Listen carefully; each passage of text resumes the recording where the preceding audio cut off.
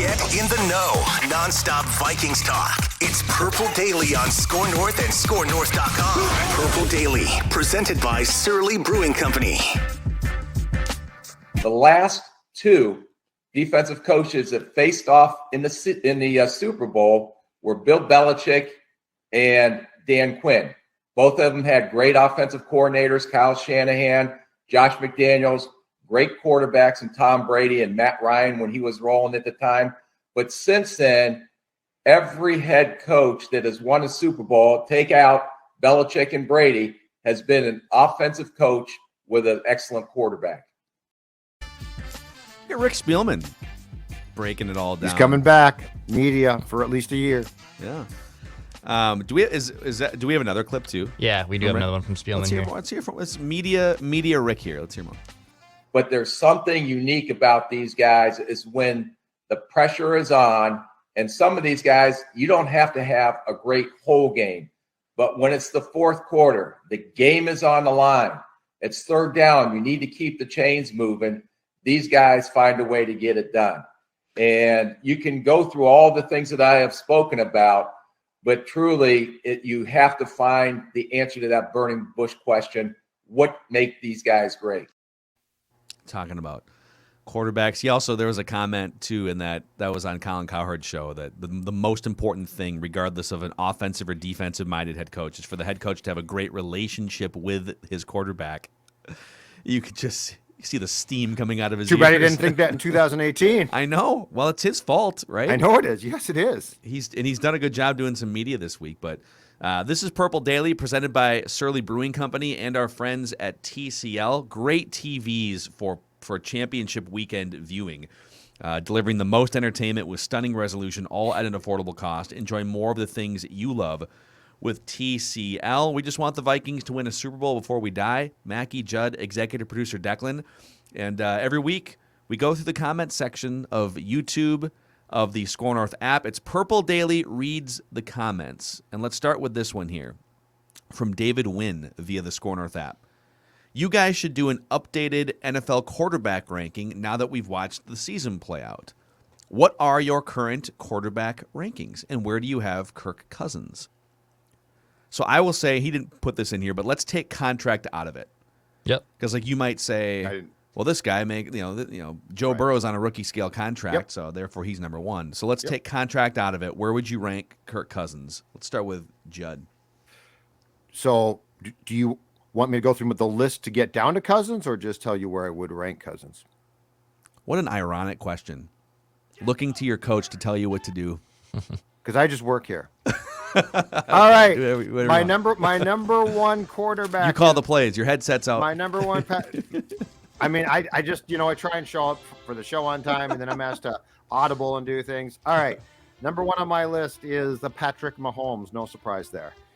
Aaron Rodgers, Joe Burrow, Allen, Herbert, Brady.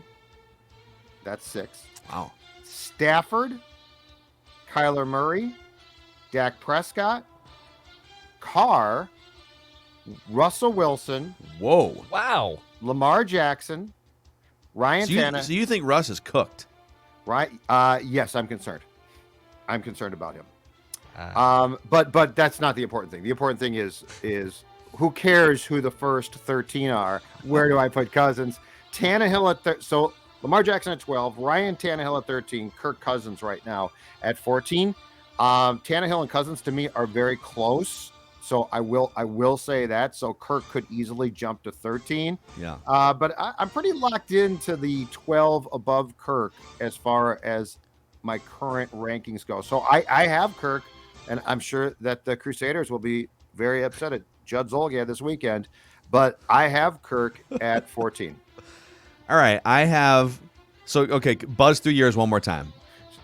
Mahomes, Rodgers, Burrow, Allen, Herbert. Brady, Stafford, Murray, Prescott, Carr. That's 10. Wilson at 11. Lamar Jackson, Ryan Tannehill, Kirk Cousins. Kirk Cousins at 14. Okay. I have Patrick Mahomes, Josh Allen, Tom Brady as my top 3. Joe Burrow, Aaron Rodgers rounding out my 5. Maybe I just it's the last game I saw of Rodgers, but I just I can't unsee some of these performances in playoff games. I don't know. Okay. His regular season numbers are amazing, and he's a great front running quarterback when things are going well, but there's just something about him. Got it. Justin Herbert 6, Matthew Stafford 7. I'm going to stop there for a second because I put this out on Twitter, and the biggest pushback I've gotten is Matthew Stafford that high. He's below 500 with the Lions. The Lions are the worst franchise in North American sports history for 50 years. The fact that he was able to drag that franchise to any level of success for a few years is a huge testament to him. And now that he's with a real franchise, you're seeing what's happening. And I don't want to hear, couldn't that be Kirk? You can't compare the Vikings the last 4 years to the Lions for the 12 years that Matthew Stafford was there. So Stafford 7. Russell Wilson 8. I'd love to see him without Pete Carroll. I'd be curious. Deshaun Watson 9, Kyler Murray 10, Lamar Jackson 11, probably the guy that's fallen the most. He had a bad year. Dak Prescott 12, Derek Carr 13. I also have Kirk Cousins 14th. And I went a little bit further here just to put it into context. 15th, Ryan Tannehill, 16, Jimmy G, 17, Carson Wentz, 18, Matt Ryan, 19, Mac Jones, 20th, Jalen Hurts. I will listen on Baker Mayfield when he's healthy. Probably put him in the top 20 there somewhere, but not too high. Probably like 18th. Sure. So Mahomes, Allen, Brady, Burrow, Rodgers, that's my 5. Herbert, Stafford, Russell Wilson, Deshaun Watson, Kyler Murray round out my top 10. Lamar Jackson, Dak Prescott, Derek Carr, Kirk Cousins 14th. Okay. So we're both 14? 14 for you guys. All right, I have Mahomes, Allen, Burrow. 1, 2, 3. I'm all in on Joe Burrow. The dude is awesome. The Bengals are still kind of meh, but Joe Burrow is so great that he's lifting them up. Good for Joe Burrow. I have him 3rd. I think he's the next best thing after Mahomes and Allen. I have Brady, Rodgers, Herbert, 4, 5, 6. I was a Herbert doubter going in this year. I just needed to see it again. The dude is damn good. I don't trust his coach at all. I think his infrastructure is kind of trash, but he is damn talented. It's 4th and 32, coach. Go for it. Yeah. But we're at our own 6-yard line. I don't care. Go for it. We don't punt. So poor Justin Herbert, but he's damn good. I have him 6. I actually have Russell Wilson 7th. I'm still buying stock on Russell Wilson. I think just things are getting stale in Seattle, and that's why I have him ahead of Stafford. Stafford's good. Stafford is in much better infrastructure. Yes, it's not comparable between the Lions and the Vikings and wins and loss. That you cannot put those two in the same sentence to me. And Stafford, too, still has tendencies to shipwreck games. Now, he's got some Favre-ian to him, as Judd likes to say, where he can make some heroic throws and some amazing throws, but he also can shipwreck a game pretty damn quick. So he's 8th for me. I actually have Lamar Jackson still 9th. I like Lamar Jackson a lot. He's so dynamic and unique that it's hard to game plan for him. I think teams are figuring out a little bit more who he is, and they're limiting what he can and can't do. But he's still so dynamic, I'm not going to completely omit him from the top 10 yet. I have Kyler Murray 10th. Kyler's interesting. I think we might have seen his ceiling. He's still really good. He's still dynamic. Another kind of iffy head coach there. Maybe he needs the right head coach to really unlock the next level. But he's still widely talented. He can make a ton of throws. He moves well with his feet. He's 10th for me. I then have Derek Carr at 11. I like Carr. Him and Cousins. So you could convince me that you'd take Cousins over Carr. It would take some convincing. But the intangibles for Carr are on a completely different universe compared to Kirk. I think throw-wise, athletic-wise, any other of those just box score tendencies, yes, you can put Carr and Cousins in the same bin. I have Carr above Cousins for that reason. I have Dak 12 and then Kirk Cousins 13. Okay. So I have Cousins 13 and then Tannehill, Matt Ryan, Jimmy G, Jalen Hurts, Mac Jones, Baker Mayfield, Tua, Teddy, Carson Wentz. I'm so out on Carson Wentz. I can't stand him. I'm good. Did you mention Teddy? I did mention Teddy. I would take Teddy over Carson Wentz. I would too. I would take Teddy Britt and Tua over Carson Wentz. And Baker over Carson Wentz. I can't do it. Yeah, he just spazzes, man. Like some of the weird plays that guy makes. But for the sake of the ranking, I have Kirk 13th on my list. All right, so 14, 14, and 13. So he's a slightly above average starting quarterback in the NFL. Yes. That's fine. So he's one of the 14 best quarterbacks in the world. but you're paying him. You're paying him to do much more than that. Okay. You like that? You like that? So, and some of these run together here. So let's get to this one. Eugene McCarthy via the Score North app. What is the bare minimum you would take in a trade for Kirk Cousins? You know, I think I would need a 3rd-round pick at the least. I would like a 2nd-round pick, and I would start by asking for a 1st-round pick. But I'm going to try. So my pitch for you to take Kirk off my hands is going to start with, despite the fact I really don't believe this completely, but who cares, is going to start with the Stafford trade.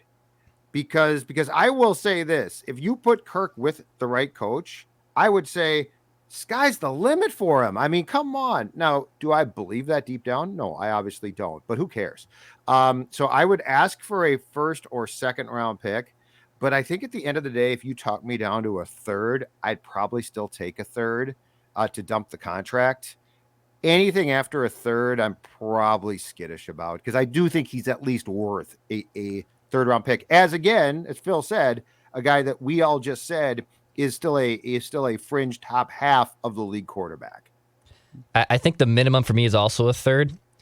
I don't know if you can get a 1st for him. I don't think it's a surefire thing you can get a 1st-round pick for him.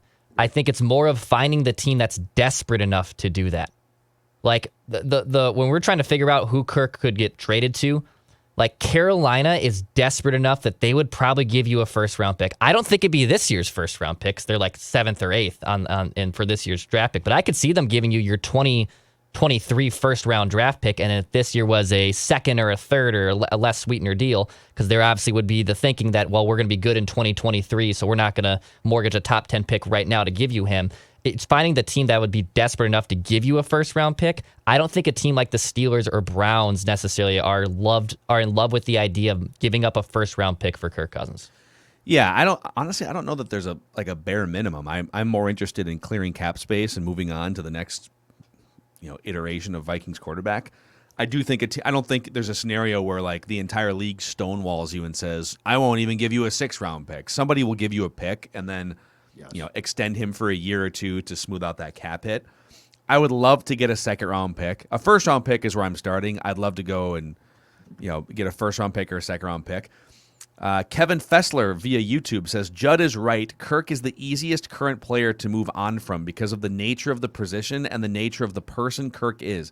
Intangibles at defensive end, offensive tackle, or cornerback, which are the 3 most important positions outside of quarterback, are not important. I disagree with that. I mean, intangibles are always important, but in sports, not just football, intangibles like leadership and moxie mean so much more at the quarterback position. Kirk lacks intangibles across the board, and if you want to throw intangibles, he's a below-level athlete at the position. I think it's a fairly easy decision. Yeah, it's perfect. Yes, 100%. I think we're losing Judd here, by the way. So let's put Judd in timeout and see if we can reboot that Wi-Fi.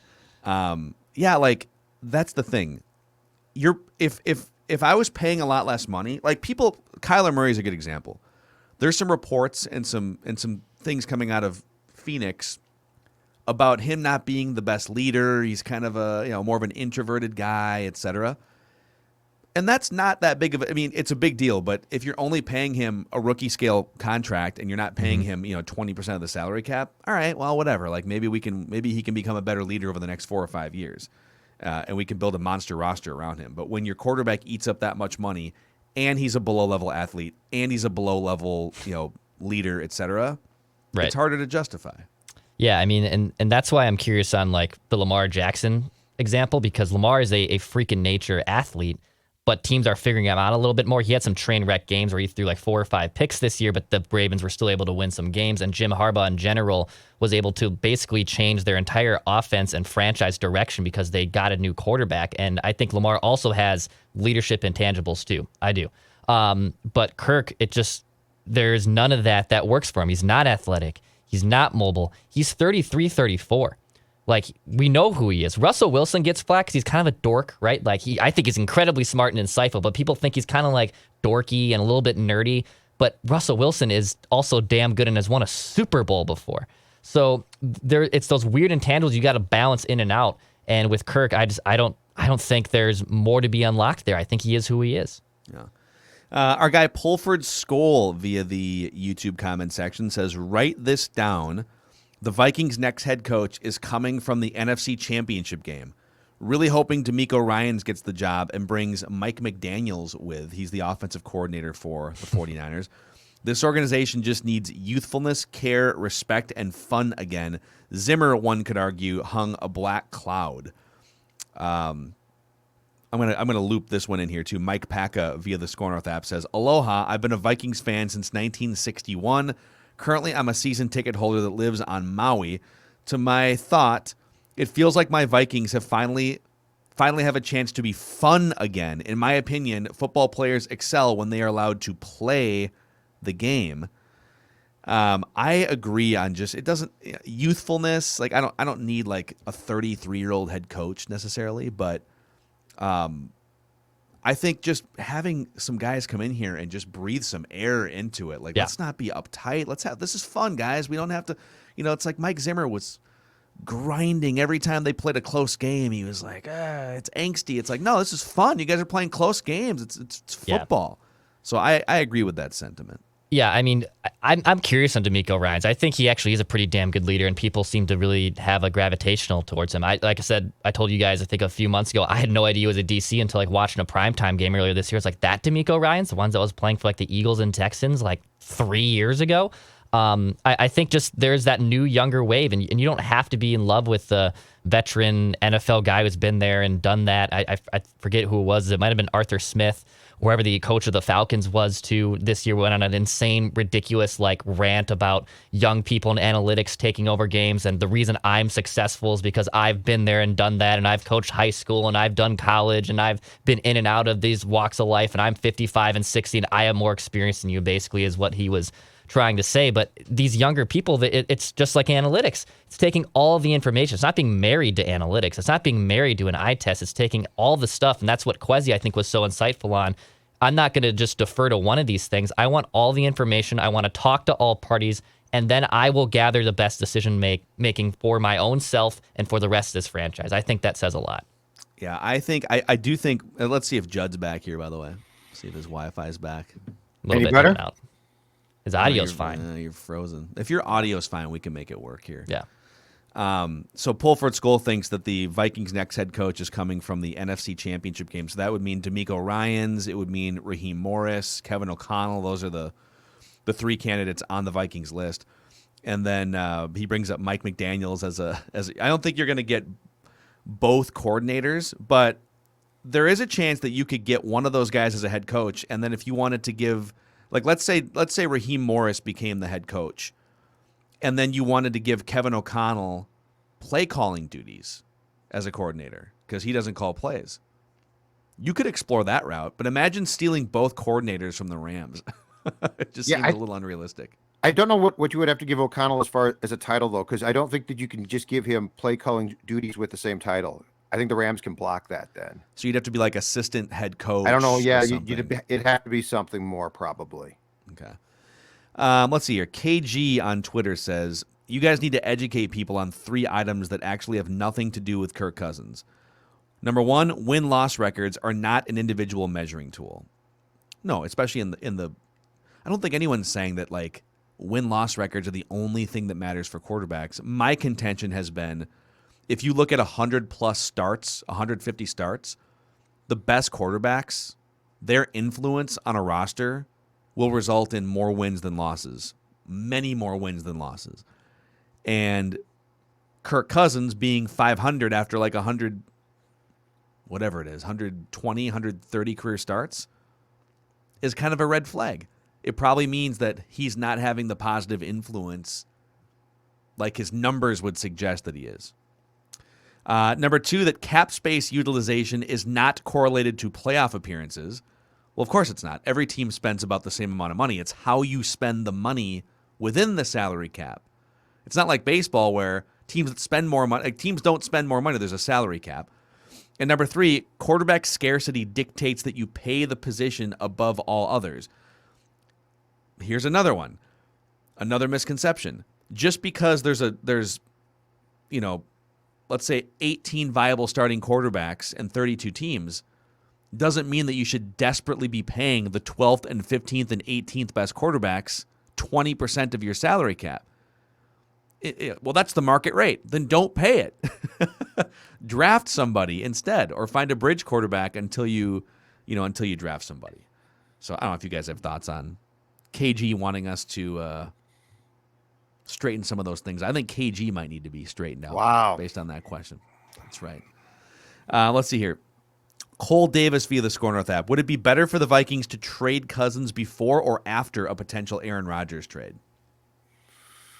It would probably be better for them to trade him after, because I think that the reality is the teams that are going to be in on Rodgers aren't going to back off until it's known where he's going, nor should they. Like the Broncos, I don't think are going to say Rodgers or Cousins. We can't decide. We'll just take one of them. So I think the best move is to wait until Aaron is traded, and then you go to the really desperate teams that thought they might be in on him. And I think you could probably get more that way. Yeah. Jason Pakovich via the Score North app says, it is okay to swing and miss on a rookie quarterback. It'll happen, but the real crime is not trying again, which is what Spielman did, among other issues. 100% correct. You've got to keep going back. Mm-hmm. Ryan Schmitz via the Score North app. Love the insight from Tyler Forness from Climbing the Pocket. Would love to hear more from him in the future. So he's going to be kind of a de facto draft correspondent for us. He does an awesome job. He's going to be at the Senior Bowl next week, so we'll talk to him about his observations. But yeah, he's awesome. He's a young dude trying to make a career out of this thing in the industry, and so we'll definitely get him on to break down some drafts. Drew Klein via Twitter. Love the podcast. Been nice to see some hopeful and realistic Vikings fans talk about the team. Amen. I know we have no clue who the head coach will be, but do we have any ideas or thoughts on an offensive coordinator? Oh, I think that's going to depend on who the head coach is, if that makes sense, to tie in the connection then. For instance, I believe there's a connection, if I'm not mistaken, between O'Connell, who could be the head coach, and the guy from the Giants, who the Vikings now are going to suddenly talk to for their head coaching job. But the reality is they could be talking to him for that job, but more importantly, to see how he feels about O'Connell. And then he could be the DC here. So I think it's going to be very hard to say who the coordinators are going to be until we see the coach, because I don't think that Kwesi or the people or the group of 7 that's involved in making the hirings right now, you guys, I don't think they're going to get involved in coordinators. I think that's going to be ultimately Kwesi and the selection to be coach. Yeah, I think it's funny that we're super hyper obsessed with who's the next head coach, but then the next layer that, well, who's going to be the next OC?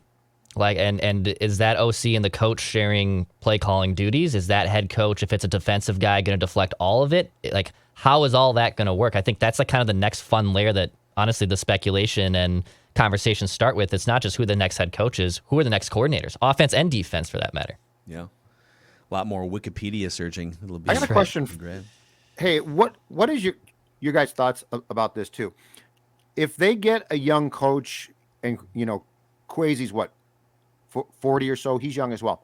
Do you guys think that they need to bring in or would bring in veteran coordinators, or do you try and get a staff full of younger people who understand exactly what the mission is, both in game and in personnel? I want it's not about age as much to me, but I want a forward-thinking offensive coordinator. And I think they're going to wind up landing on a young head coach, someone under the age of 45. Like Raheem Morris seems like the oldest guy on their short list right now. Mm-hmm. Even this Giants defensive coordinator that they're interviewing sometime this weekend, he's like 43. I want a grizzled Vic Fangio defensive coordinator. Okay, question for you though. With recent success. Like I don't need a bunch of 35-year-olds. I want some level of life experience and coaching experience. Okay, what if Vic Fangio though is sort of, because he's good, but he's sort of old school football guy who has his philosophy about this is how I play, and Kwesi and the new coach are like, well, that's great, but we have some principles here too about how we think in games and things should be done. Does that? I would like to think that my guy Vic Fangio is open-minded to a discussion about how to evolve. But if he's not, fair enough. I'm not looking to be an ageist here. I think sometimes it's easy to say anyone over the age of 50 is an old curmudgeonly football guy. That's not true about Andy Reid. It's not true about Bill Belichick. It's not true about Nick Saban at Alabama. Like, these guys have evolved over. I hear you. So I want someone, if they hire an offensive-minded coach, like especially if they hire this Kevin O'Connell who's in his 30s from the Rams, I need some sort of established veteran defensive presence to be the de facto head coach of that side of the ball.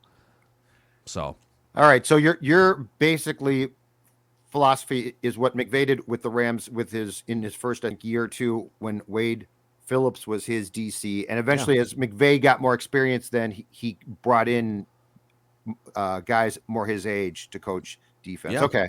All right. I see that. Yeah, I just don't think. I'm 36. Like, I don't think you can have a bunch of 35, 36-year-olds running the most important. Like, you can't just have all young people. Mm-hmm.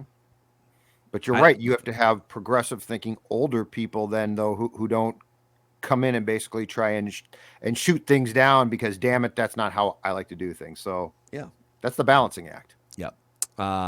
It's a balancing act when you're trying to lose weight, too. You don't want to cut out all of the fun foods. And that's where Olivia has helped you. And you know what I'm going to do? I'm going to give you the clear choice here. So, like, you don't have to, if you're trying to drop pounds, you don't have to go through the process of zooming and wondering, okay, I'm going to talk to place A, B, or C, and now D.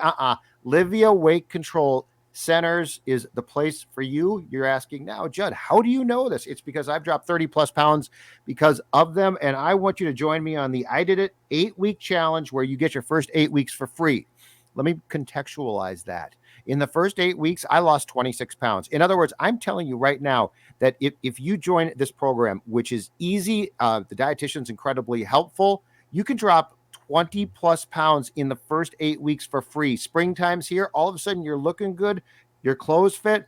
It's this simple. Call today, 855-GO-LIVEA, Livia.com, Livia.com, 855-GO-LIVEA. I've cut out all the shopping because I'm telling you right now, this is the place to go to drop the weight. And you know what? Tell them Score North and Judd told you. Yeah. And I'll give you this one here too. It doesn't mean that you can't have a beer once in a while. You've been able to balance both for the last 3 months. Life is all about, Phil Mackey, a balancing act. Mm-hmm. That is what sports is about. That's what business is about. And that is what life is about. And when I choose to have a beer, in fact, you know what? Sunday, championship, right? Championship Sunday. 2 football games. Hopefully they're both great. But I can assure you that your Sunday will be perfect if you mix in the Surly Furious IPA. That's exactly right. In fact, I want you on Sunday to tweet me your pictures. I want you to show me your show us your cans. Yeah. Yes.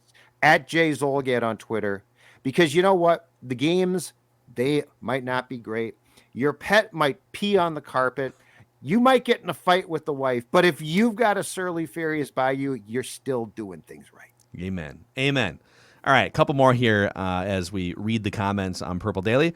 Rebecca via YouTube says, while I agree with much of what you guys say, I don't necessarily agree with your opinion that the Vikings can't compete with the likes of the Rams, 49ers, Chiefs, etc. next season in 2022. We did compete with 2 of those teams this year. Both games were very close despite so many flaws with this team. We also beat the Packers. I'm just saying there's no reason to think we're so far away from those teams. We should always be trying to win. Okay, Rebecca, I totally get your point, and I appreciate it. I guess my feeling is this, though. I would like the new administration to have the opportunity to build a Super Bowl team. And I feel like trying to say, well, we lost close games. That's very us. Like, we're like, well, we hung in there. Losing close games is a bad thing. Like, it means that you play that many close games and you lose that many close games. You hadn't figured out how to win close games. Right, exactly. Coaching, quarterback, yeah. Yep. So my opinion is this. I don't think trying to win games in 2022, if you do, that's great. But I don't think that is the mission. Again, Kwesi's not going to talk about results. He's going to talk about the process. And that might drive people absolutely crazy. Sometimes it drives me nuts. But it also makes some sense. And the process is building a roster and building a team that can win a Super Bowl. I don't think realistically, guys, that is going to come in 2022. But I do think with the mission of Purple Daily being we want to see them win a Super Bowl before we all die, probably, unfortunately, starting with me, it is that the fact is you have to build that team, and they're not there yet. And so I guess I'm tired of close losses or they beat the Packers once. I want to see this team be a perennial playoff contender that makes deep playoff runs where that's the expectation. Also, that's it. This isn't college football where you're gonna get spreads that are 21-point favorites, 30-point favorites, 60-point favorites, right? Like even in the most lopsided games, the pregame point spreads are 12, 15 points. Sometimes you'll see like a 17 or an 18-point spread. Absolutely. And that's the worst teams playing the best teams. Yep. I mean, hell, the Jets played close games against good teams this year. Mm-hmm. So the Lions played close. The Lions almost beat the Rams in LA. So, and the Lions did beat the Vikings. They played the Packers tough. So I don't think you can be fooled by playing close games against teams because you could play that game all across the board with almost any team in the NFL. If you're losing close games, I don't think it's a badge of honor to say that we're almost there, especially like if you start to look too at Mike Zimmer's record and Kirk Cousins' record against teams with winning records, it's awful. I mean, Zimmer was like 20, 30 games under 500 against teams that finished the season with a winning record. Oh, but there's some close games in there. Well, that's something to celebrate, I guess. So raising the bar here, not just celebrating moral victories. And then Devin White via YouTube says, Mackey is not a real reporter. He's a Google Wikipedia guy. I love Wikipedia. Wikipedia's great. Okay. Pathetic. It's great. Are you guys are killing me with all of this reckless speculation. Try talking about what is versus what could be. Never. Reckless speculation. Was this a note from Patrick circa 2012? Patrick Royce? Yes. Yes, Patrick Royce. I don't know, Devin, you either get the reckless speculation lifestyle or you don't. You guys are killing me. Reckless speculation. Killing me softly with reckless speculation. If we were talking about what is, then we would still be talking about, I guess, the Vikings' failures under Mike Zimmer and Spiel. It's more fun to speculate on what might become. Why wouldn't to dwell on the past? So I'm an old guy, and I got a question. What's the issue with people who are sports fans who don't enjoy the reckless speculation lifestyle? Just some people just don't live the lifestyle. But I mean, it's sports. That it lends itself to it. It's fun. We just did a Jim Harbaugh episode too, by the way. If you want to check that out on 4 Question Friday, definitely hit us up on the Purple Daily YouTube channel. But like, if I came on this show and recklessly speculated on the next pandemic, okay, that would be a killjoy move. It would be harmful possibly to people. Like, this is why we love sports. There's no harm in it. It's okay. I'm ready to, Devin, we love as many listeners as possible. If you don't like the reckless speculation lifestyle, then we're not for you. That's fine. It's all good.